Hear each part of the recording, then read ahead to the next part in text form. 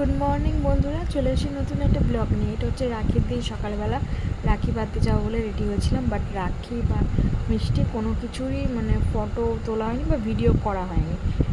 তো রেডি হয়ে গিয়েছিলাম, তো লাস্টে মনে হচ্ছে যা ভিডিওই তো করা হলো না, ওই জন্য তো রাখি পরিয়ে এসে আমি অফিস যাওয়ার জন্য রেডি হয়ে গেলাম। অফিসে যেতে তো মন চাইছে না, কিন্তু একবার চলে গেলে ভালো লাগে। তারপর আজকে অফিসে আমার বাড়ি থেকে কেউ কোনো কিছু লাঞ্চ নিয়ে যাব না ভেবেছি, তাই আজকে অফিসে খাওয়া দাওয়া এখানে হচ্ছে কি না কি ফ্রাইড রাইস আর চিকেনটার নামটা ঠিক ভুলে গেছে, চিলি চিকেন না বাট অন্যরকম।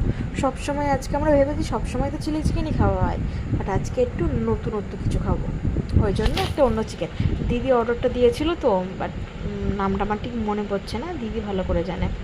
চিকেনটা দেখেই কিন্তু এখন যেহেতু ভয়েসটা দিচ্ছি দেখে একটু একটু লোভ লাগছিলো। খুব সুন্দর খেতে ছিল, একটু স্পাইসি খুব ভালো ছিল।